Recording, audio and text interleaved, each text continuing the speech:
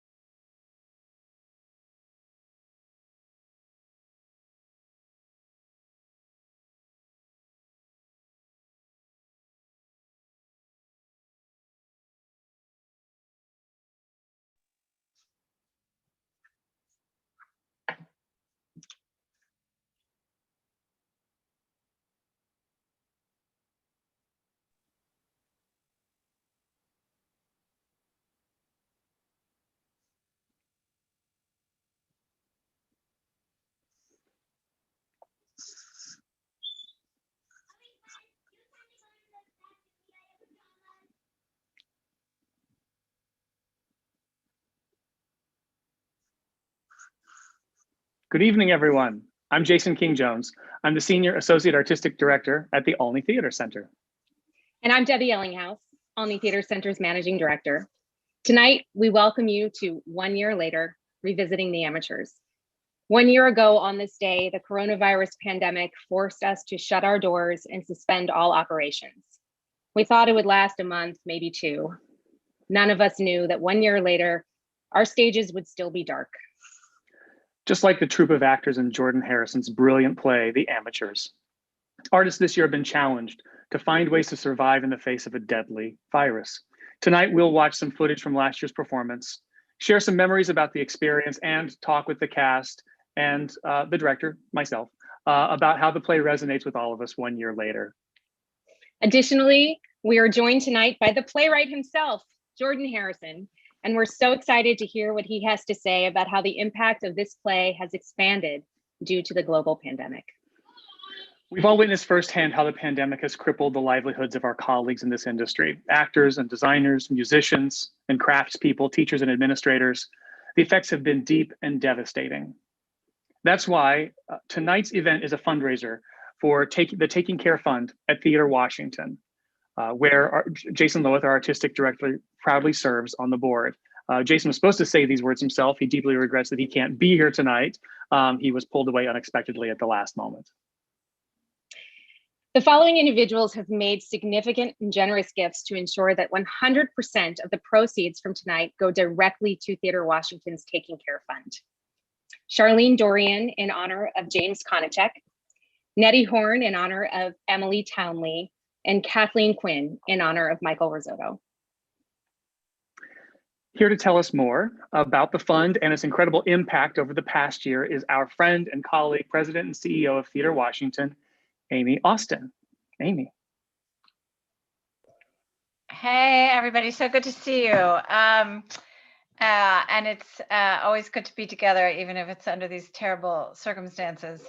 The Taking Care Fund was launched shortly after this show closed in March of last year. And in this time when so many people were quickly unemployed, lost so much work, it became a real benefit to this extraordinary theater community we have. So since last March, many people on this call, I'm sure, and there's about 1,200 donors and foundations and sponsors have raised over $450,000, in a year. That we are actively giving out every month to theater professionals who live and work in DC, is the requirement for the fund. So I know you can imagine, but I read the applications, and there is so much need out there. And even as we all get our shots and things start to look like they're looking up, the need is going to continue. So we made a promise to keep the fund open and have made a commitment to raise $1 million. So we are going to raise as much as we did in 2020 and 2021. So I could really use your help.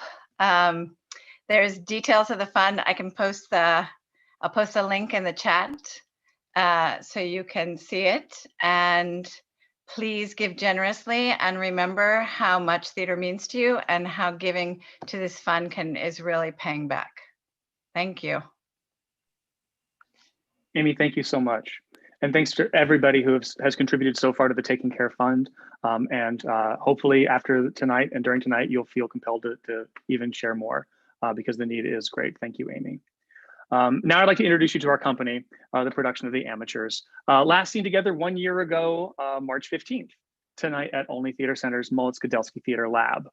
We have with us John Keebler, who played Brom and Major Domo, also known as Jason King Jones. Michael Risotto, who played Larking. James Konachek, who played Henry and the Physic. Rachel Zempelli, also known as Jason King Jones, who played Rona. Emily Townley, another JKJ as Hollis.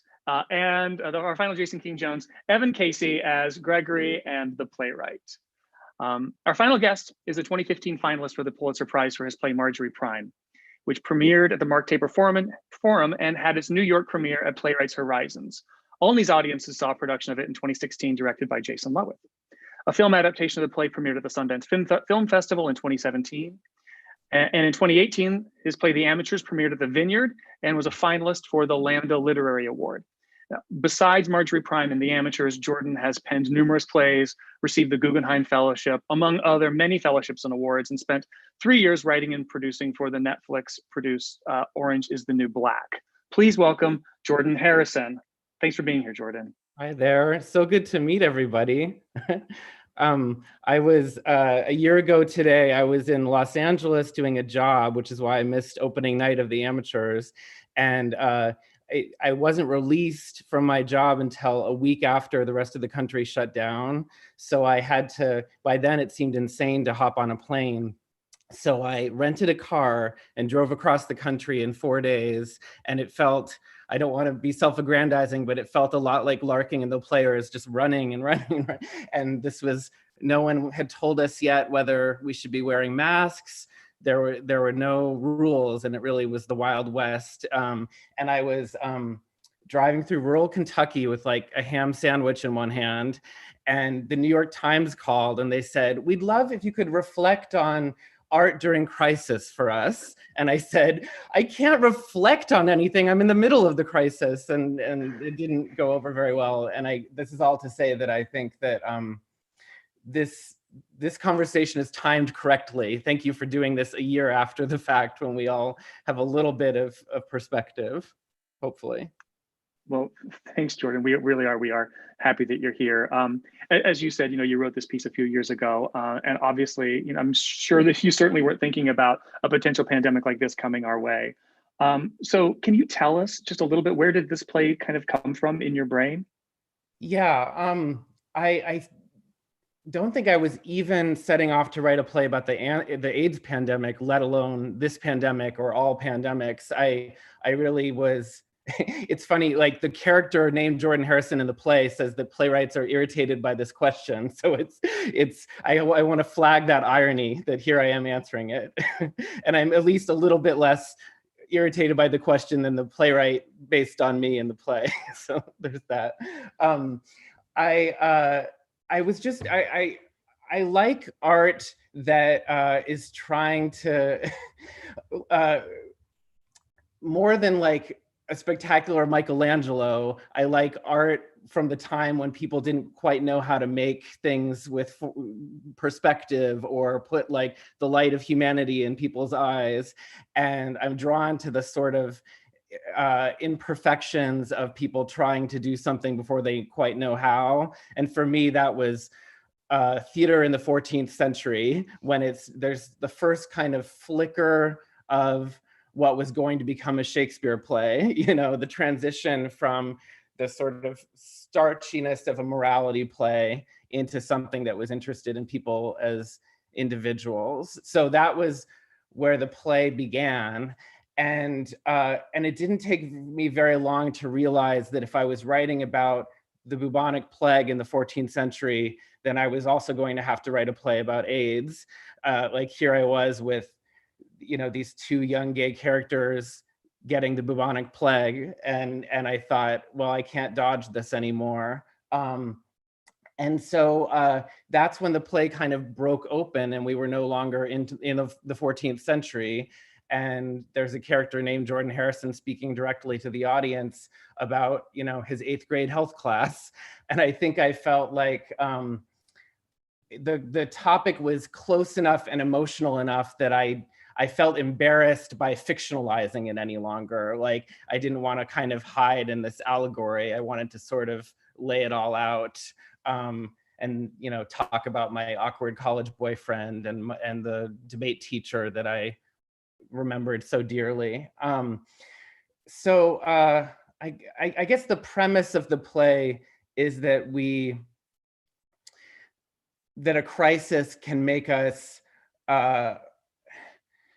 more human and a little bit better at making art. And I've started to believe that might be the case with the time we're living through right now. It's certainly easier to believe that than it was a month or 2 or 3 or 4 ago. Boy, the last thing I'll say about the genesis of the play is that I started grad school for playwriting on September 10th, 2001. That was the first day that I really called myself a playwright full-time for a living. And the next time that we all reconvened as a class of playwrights, Paula Vogel, who I was studying under, Paula Vogel said, if you think that theater doesn't matter, then now it really doesn't matter. And if you think that theater matters, it matters more than it ever has. And so that has stayed with me, certainly during the pandemic, but really from the very beginning of my career, I've had to think about, is theater important during a crisis? The wars in the Gulf, the recession, Donald Trump, I wish I could say that I felt that every day, but because I'm a human being, it depends on if I had a good day writing, if I liked the play I saw, what I had for dinner. Sometimes that belief in the importance of what we do fails, and I think the characters in the play are wrestling with the same kinds of things. Do they deserve to survive? Will anyone show up at their play? Yeah. Thanks, Jordan. And I know that it is irritating to answer that question, but I appreciate you elaborating on it. For there, unfortunately, with our show being cut short, not everybody who planned on coming to see the production got to see the production. So what we're going to do now is we're going to watch a handful of clips from what was a preview performance of the amateurs. It was recorded 10 days before we had to close our doors. Some of you may have seen the production, as I said, but in many cases you haven't, or you've probably forgotten parts of it. I'm going to give a bit of context about what you'll be seeing. Before I do that, I do want to encourage you, for those of you who are watching on YouTube or however you're watching this right now, if you have questions that you want to share or something about the play, feel free to leave a comment on YouTube. We'll do our best to share as many of them as possible throughout the evening. So now onto the play. In Act 1, we meet a group of traveling performers in 14th century Europe performing popular biblical tales and trying to outrun the Black Death, which takes one of their own, Henry, in the first moments of the play. Short-handed and refusing to put their one-man scenery maker on stage, the company, led by a director who also plays God, obviously, decide to do with less and forge ahead with telling their popular Noah's Flood play with one less actor. Meanwhile, Hollis, one of the actors in the company, is still mourning the loss of her brother Henry, is beginning to question why her character of Noah's wife chooses to board the ark at all. Let's watch this first clip.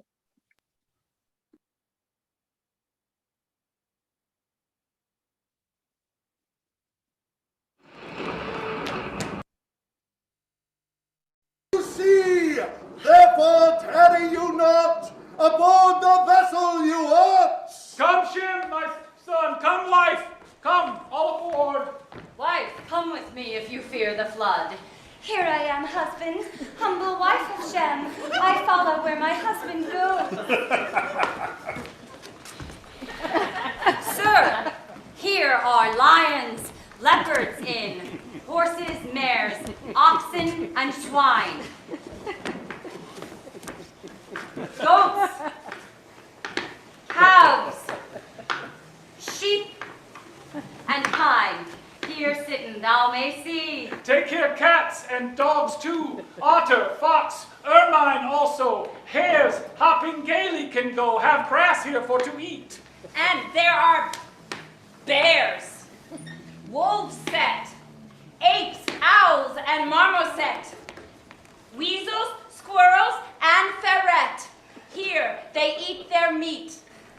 Yet more beasts are in this house, each and all from lynx to louse. Here a rattan, here a mouse. Here a mouse. Here a fucking mouse, Gregory.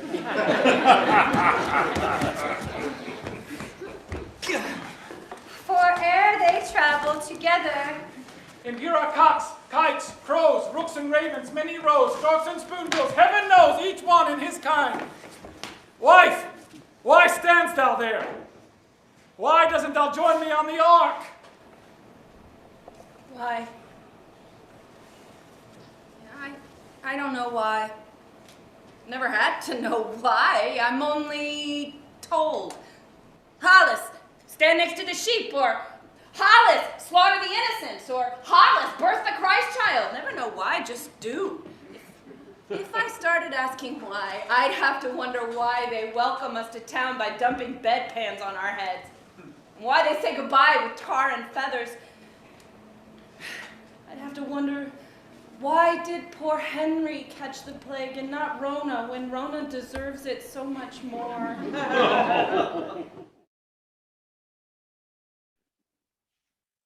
We're going to move on to the next clip, but if those of you are wondering, why are we watching it from front and back?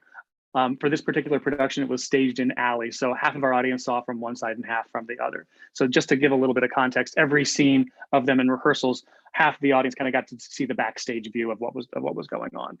Moving on to our second clip, if that's okay, unless Jordan has something that he wants to say. It's just delightful to see a different interpretation of it. Oh my God, and the laughs are still in the same place, which is cool. Go Right.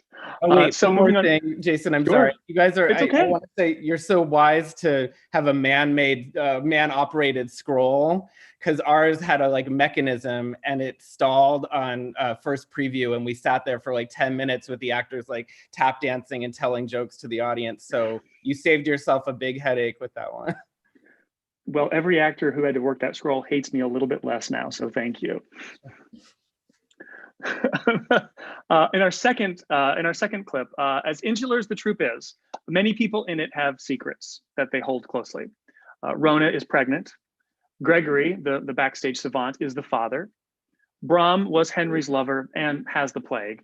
And the troupe has been joined by a wandering physic who carries religious relics and a secret Jewish identity. But the company needs an actor, so they put him to work as they rehearse for their eventual performance for the Duke of Travo. In the last scene of Act 1, as they rehearse, the troupe receives an unwanted visitor. And let's watch that clip, please.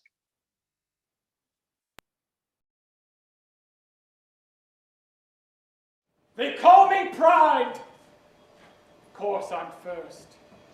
I swell and swell until you burst. Bursting suits me mighty fine, for gluttony is my name. My father, he was a bacon haunch. My mother, she was the same. Look now, here's wrath. I walk on a bed of knives. I sleep with my fists balled up tight. In hellfire I was born. Return with me to hell you might. Look, here's sloth. I was born on a long, slow summer's day. That's already more words than I want to say. Here's lechery now. Like gluttony, my cousin, I live to eat and eat.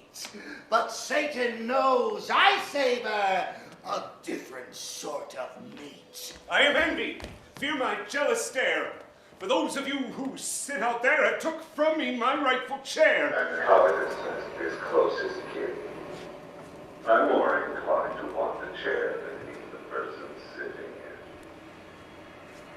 in. 1, 2, 3, 4, 5, 6, 7. 7, Over 6. says the genius. Who's that playing a joke on us? It's the boy who pawed me in the tavern the other night, isn't it? What if I give you that dance after all? You're far too easily had to be coveted. Lucky, defend me. If you're looking for a job, friend, we're full up. No one remembers me. Not even you. Henry? This is an evil prank. Show your face at once! Hasty, hasty. Now you know me.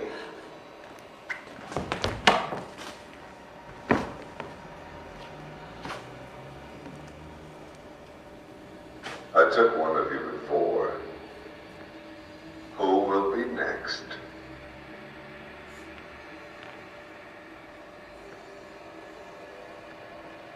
I will. No! Sickness has me already. And you kept it a secret? I thought that if I prayed... You idiot! You've killed us all! Take me and not them. You think I strike deals? Me and not them! I'm ready.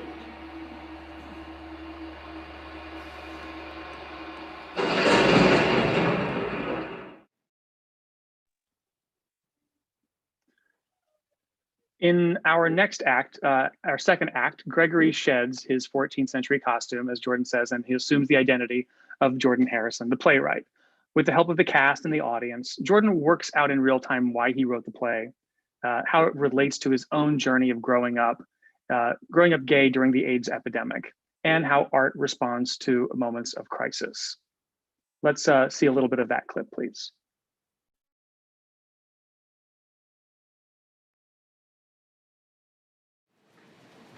What then to take from this little detour? I suspect we can boil it all down to a single, if multi-tiered question. Confronted with a crisis, what is the artistic impulse? Is it to dive headlong in and record the suffering for future generations? Or is it to make us forget the crisis, to fill us either by beauty or laughter with the will to live? Or is it a rejection of art entirely, a mere fight for survival, turning away from the luxury of fiction? And if it's art we choose, then which is art? An ark to carry us over the waters? Or a nail that bleeds for us so that we can be healed?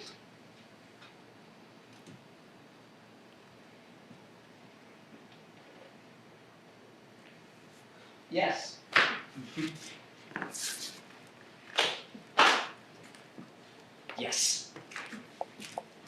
Yes. Yes. Yes.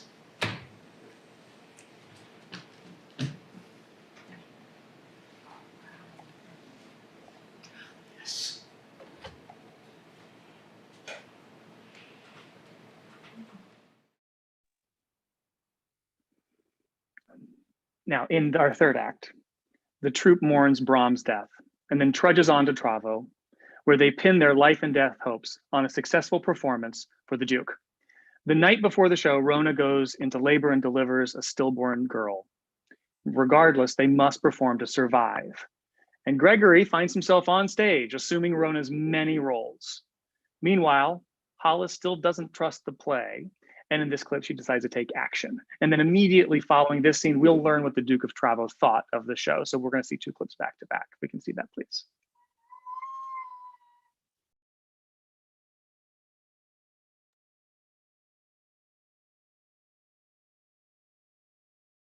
Here are cocks, kites, crows, rooks, ravens, many rows, storks and spoonbills, heaven knows, each one in his kind.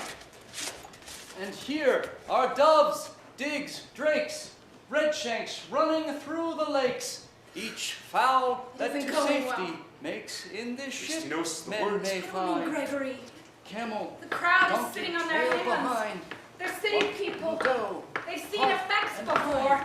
We do Of have every lines. type and kind have boarded, thinketh me. Wife, why standest thou there? Come in on God's half. Time at word for fear lest that we drown.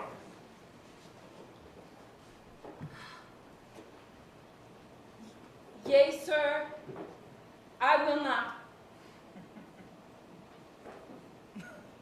Thou will not. You will. She will! Yea, I will not. Why not?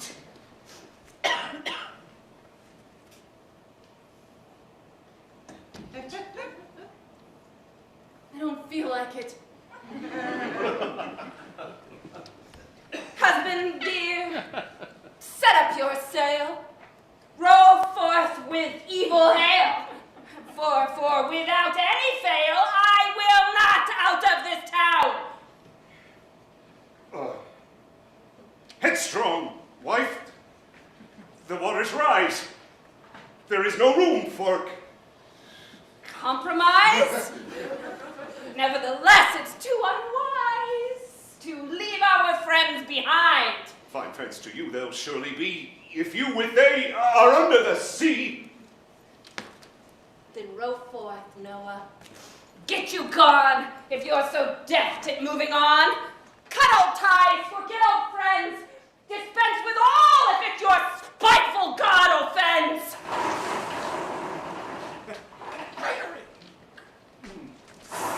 Father, I shall fetch her in, I trow, without any fail.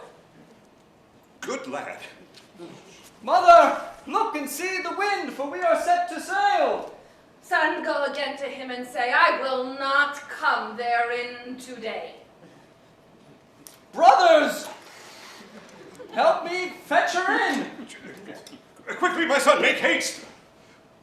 Which of you shall help?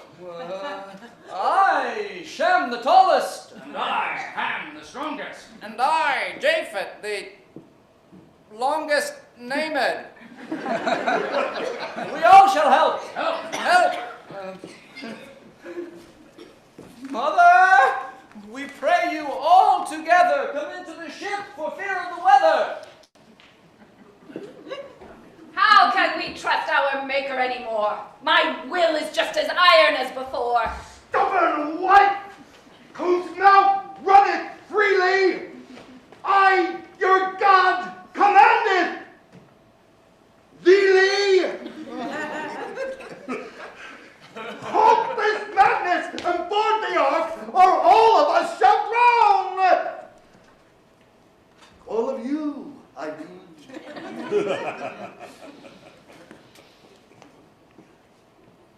For the sake of all the luckless others, for children lost,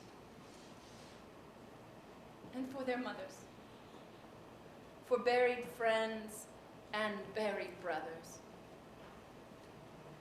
for all those already gone to ill, I now submit unto thy will.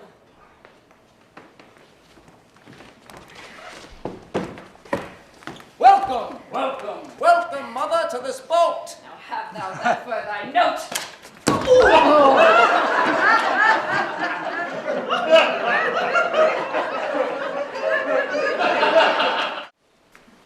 A message from His Excellency, the Duke of Travel. Does that mean he liked it? Players all, first let me congratulate you on a most comic and diverting evening. Comic? What's he mean, comic? Your god was an enjoyably pompous buffoon, amusingly in love with the sound of his own voice. More wonderful still were the fisticuffs between poor Noah and his saucy spouse. As a married man, I can well appreciate the trials of a disobedient wife. Now, with thanks, I send you on your way, and because you have pleased me so well, a new honor. You may now call yourselves the Duke of Travo Players. We look forward to your return next Christmas time. Well, I think you've made a rather hit with the Duke. Send us on our way. I can't remember hearing kinder words from His Highness. Well, and that's it? Thank you and goodbye and have a nice life or a nice death, more like. Steady. No, not barking steady. Don't you understand? We'll die out there. This is not a refuge. This is a working village. Only those with a real purpose in society can earn their shelter. A purpose? Did you hear that? We don't serve a purpose. Like a butler or a horseman. I thought I told these souls. It will be all right. Will it? We'll keep moving. We'll outrun the sickness. It's worked so far. Did it work for Mom? Or for Henry? You're the man who said don't just lie down and die. The Duke of Travo Players. We'll say that name and doors were open for us. Doors that were shut before.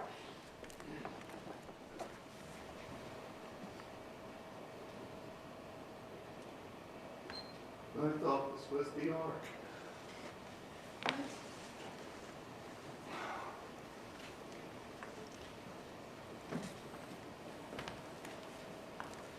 I thought this was the ark. But there isn't any ark.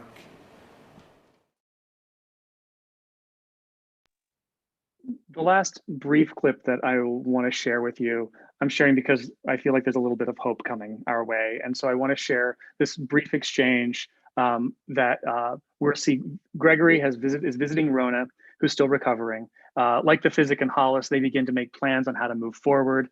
This is the moment right after Gregory has snuck a surprise kiss.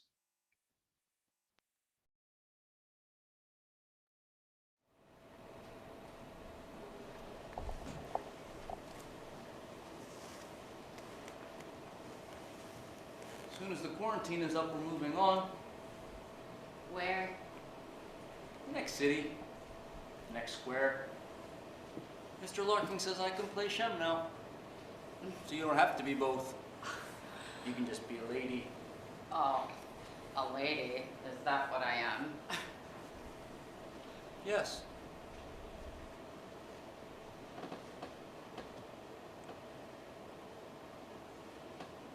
Do you think you might come to me again sometime? Who can say? Life is long.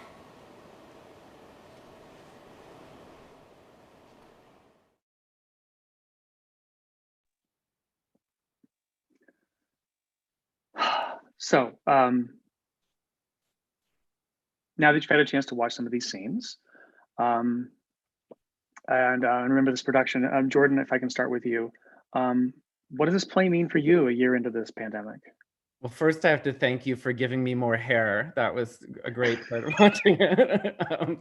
It's a gorgeous production, and some little knot of nervousness has untied in me, having seen that you did it proud. Thank you.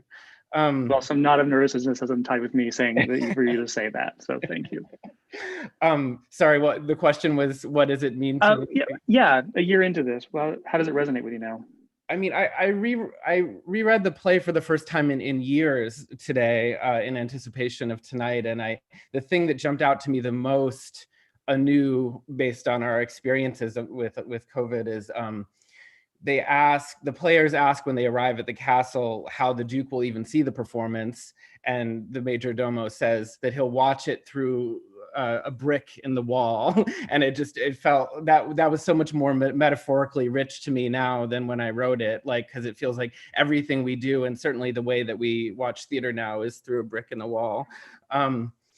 My husband runs a theater in New York, and as it is with both Jason's, I'm sure, like, every conversation is about when can we be back, and what do we do in the meantime. And I guess I've had a bit of a journey about Zoom theater. I was one of the grouches in the beginning that felt like, what's special about theater is flesh and blood and the immediacy of an audience. And now I find I'm in sort of a different place, which is that I'm moved by the kind of resilience and ingenuity of it. We didn't all just sit on our couches, and we couldn't have. We needed to keep making a case for this art form. And I know students that have founded theater companies that have only ever been lockdown theater companies, and they use like the technology of robocalls to do audio plays. There's podcast plays going on. There's sort of drive-through Stations of the Cross kinds of things happening. It's been, and I find that small theater companies are especially good at rolling with the moment because they've always had nothing, and so they're used to this sort of like by the bootstraps approach. So I guess what I'm saying is that I see some of the struggle and resilience of Larking's players in the way that American theater has responded to the moment. Yeah.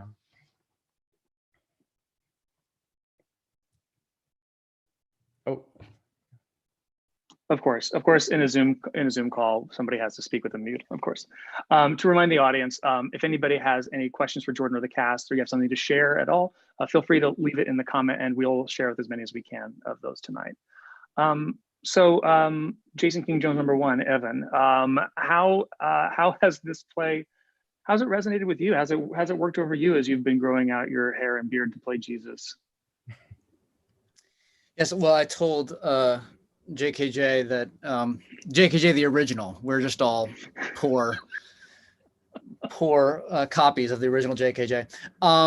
That I had my last haircut was actually before the preview period of the amateurs, so I have not cut it, and I won't cut it again until we remount the show. No, but I really, when I think back, I mean, none of us obviously have created much, so to speak, in terms of on-stage work in the past year.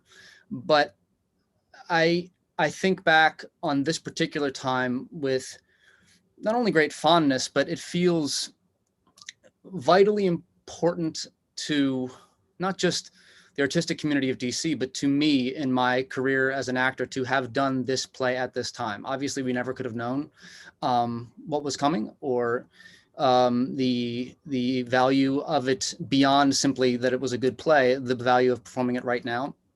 But that probably 1 week of full shows, rather, 1 week of previews, the 2 weeks that we got to perform that, the 1 week particularly though, sort of after things started to hit the fan and we weren't sure what was coming next and what was happening, and we were performing to like half houses and we weren't really sure what was safe and what was not, but people were coming anyway and we were trying to find our way through. I mean, the direct correlation between what we were performing and the time in which we were performing, I've never experienced anything like that in my life. And the fact that I got to perform not only the play in its entirety, but specifically that Act 2 monologue directly addressing the audience. I mean, it was like meta on meta on meta. It's a time I will truly forever cherish, having had the opportunity to do it. And it means a lot to me that I had that experience. Thanks, Evan. I'm going to turn it over to Emily Townley and ask her a similar question, because Emily also had an opportunity to talk to the audience and was kind of in dialogue at a time that was pretty heightened. How has this place sat with you over the last year, Emily? Yeah, similar to what Evan said.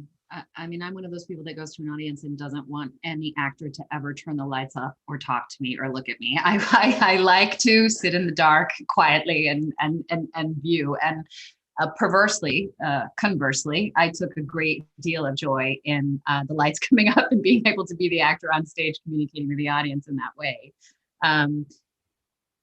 And on that last day, and I'm not generally a crier, but something in this cast really seems to bring it out in me. But on that last day, when we knew that we were closing and I had to stand there and have the long monologue looking all of these strangers, some weren't strangers, but some I knew in the audience, but looking everyone in the face and saying goodbye to them in many ways, because we knew that we weren't coming back and we knew that we weren't going to continue to run. And we knew that we probably wouldn't all, I mean, I didn't know, none of us knew that it would be this long, obviously, but that we knew that we weren't going to come back in that format. And it was very painful and weepy, inappropriately weepy, I think, for that moment. But it was a hard moment. And so much about that monologue was about finding one's own internal sense of agency in chaos, in the face of nothingness. And I think that's where a lot of us didn't realize we were going to be as artists and as creative people over the next year, you know, finding a sense of agency and retaining our own voice and sense of self in the face of nothingness.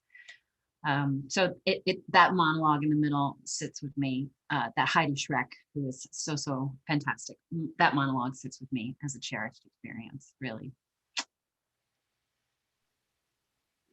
We had a comment from Rita on YouTube, said that she saw the Vineyard production, which was obviously staged in proscenium, so she was interested to see Olney's alleyway staging. Yes, we had to just put it in a black box, and we had some decisions.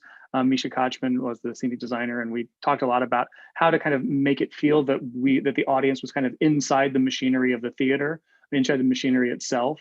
That we were able to kind of tease that out in the end and kind of open it all up and have the sky and clouds surround the audience. And so putting the audience inside the machinery felt right. And I didn't quite realize at the time just how much it was going to also feel necessary to be able to engage so specifically with so many audience members for Act 2 and the end of the play especially.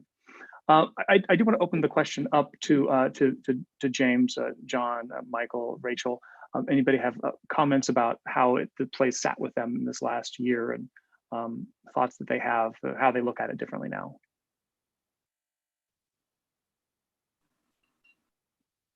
I mean, certainly watching it just now was pretty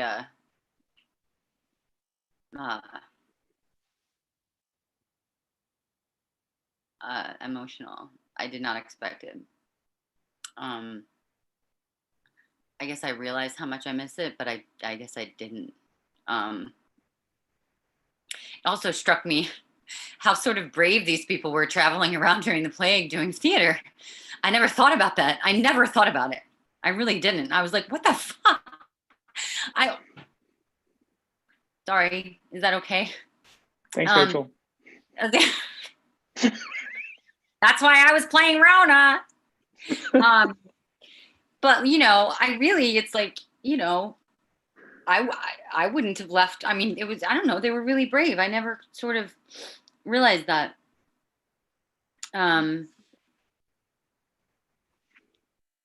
I'll give somebody else a chance to talk. That's all I really wanted to say. We have a comment while somebody, Michael, James, John, either of you want to, any of you want to pop up. Cecilia Ritchie said, I just had a powerful insight after listening to the message saying actors aren't valuable. I'm so grateful that all of you pursued your dreams. Hopefully someone encouraged you and does now. You did, Mom. Thank you. Cecilia. I would just say that, thank you, Cecilia, first of all. It's looking back on it now, it's always going to be, it's like graduating from high school. Like it's a chapter closer, you know. It's like we're graduating from college or losing a grandparent, or it was even at the time we sort of knew it was an event unlike anything that had happened in our lives or our careers before. And because it was this particular play, it even resonated even more. And I'm not sure, I don't think I did realize it was our last day completely when I left. I think I packed some stuff up, but I think I left some stuff. And today I was looking for my script and I cannot find it. And I think I left it at the theater because I believe I was being superstitious. And I think I also thought we might come back and tape a version of it, but I think I left it on my dressing table as a sort of talisman to go back and pick up later. So I'm with Evan. As soon as we remount it, I know where my script is, and I'll go back. Unfortunately, I don't think your script is there anymore because the lobby was and the dressing rooms were demolished as we renovated. It's a beautiful new lobby. We can't wait to show it to everybody, but the script's not there anymore. It's got to be somewhere. I'll tear that place apart. I actually took your script the night we left, hoping that I would mess you up the next time we had to do it. So I actually have your script. Some things never change. Thank you, John. We have another comment from Maureen, not a question, but this play and this production underscored for me how much we need theater as the pandemic wore on. So, I want to remind people who are watching that this is a fundraiser for Taking Care. And I wonder if maybe somebody who can talk about this, how has the Taking Care Fund benefited you this year? Or what other kinds of generosity have you experienced yourself during this last year? I'm not a beneficiary of the fund, but I had the benefit of when the show ended. You know, I was visiting. I was in town from out of town from Chicago, visiting DC to do the show, and I was staying with my cousins, who I knew fairly well, but pretty distant still. And I was incredibly lucky to have them. And I think it's really important to note the feeling of a collective is so incredibly important in this kind of time. And, you know, we had still have a great cast, fantastic group of people. And, but I was lucky enough to transfer into a home situation instead of going back to Chicago where I would be by myself. I was able to stay with my cousins, and in doing so, I was able to establish connections with family members that I hadn't in the past. Established a really great connection with Emily, and you know, those few relationships that I had really turned out to be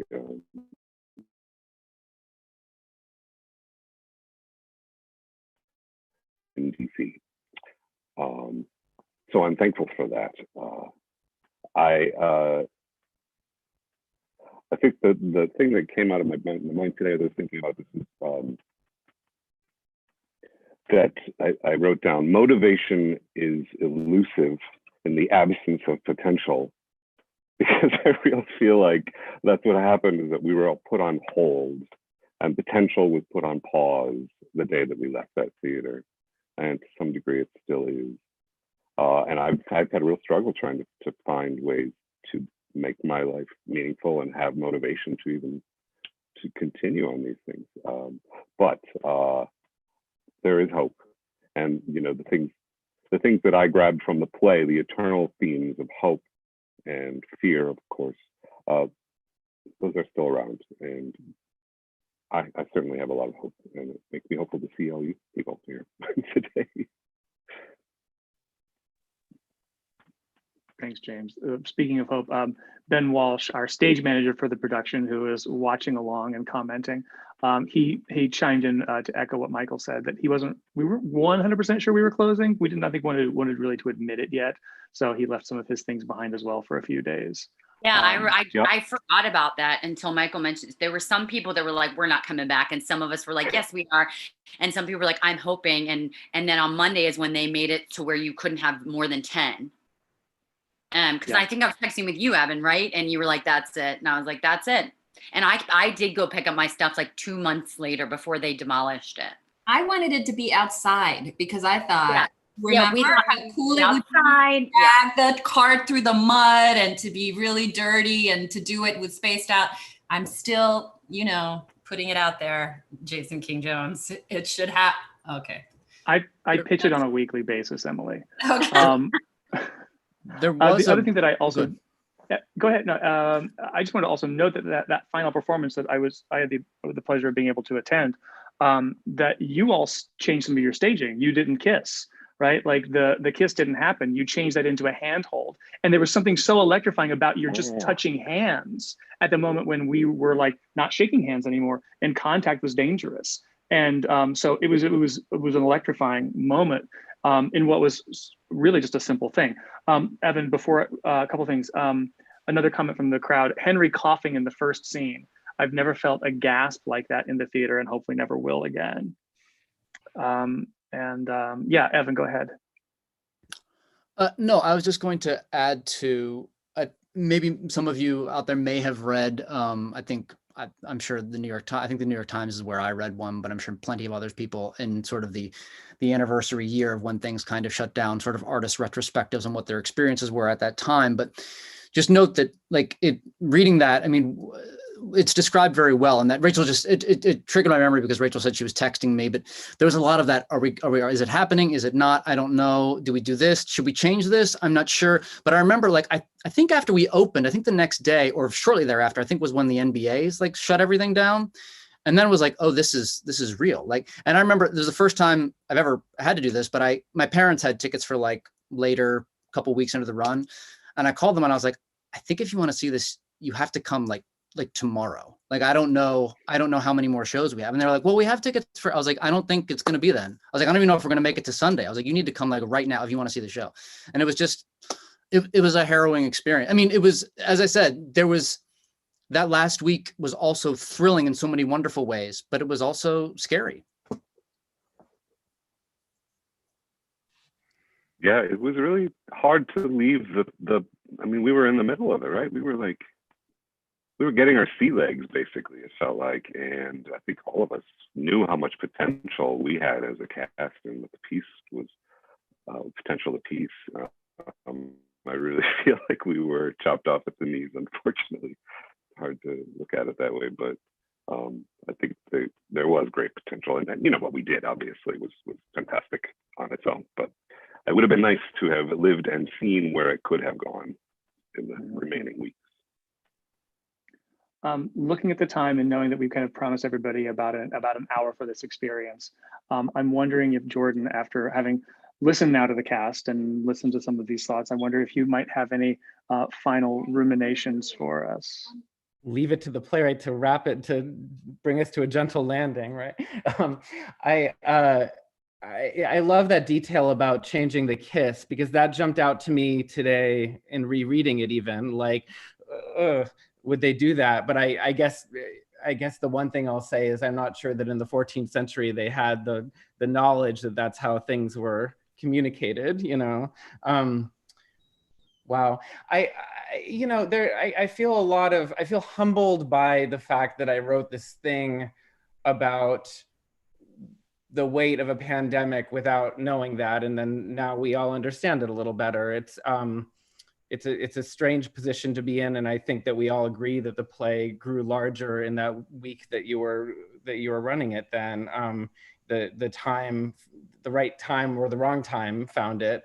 And I guess I feel sort of fortunate that I wrote the play 5 years ago, because I don't think that I would write it now.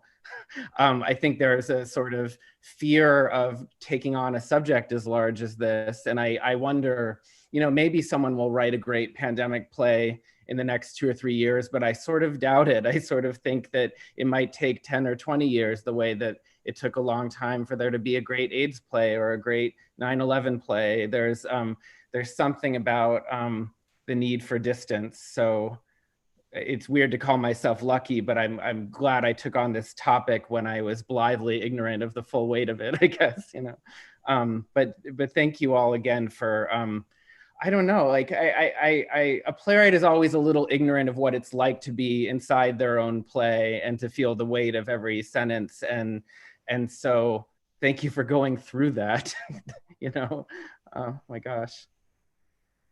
Thank you, Jordan, for giving us an opportunity to tell the story. And it's really good to see these faces and to be able to spend some time with you. I think I had a lot of fun talking about this. I probably had more fun the 10 minutes before, where we were just, you know, taking the piss out of each other while we were waiting for everybody to join, which you really are a delightful group of people who do beautiful work and have beautiful children.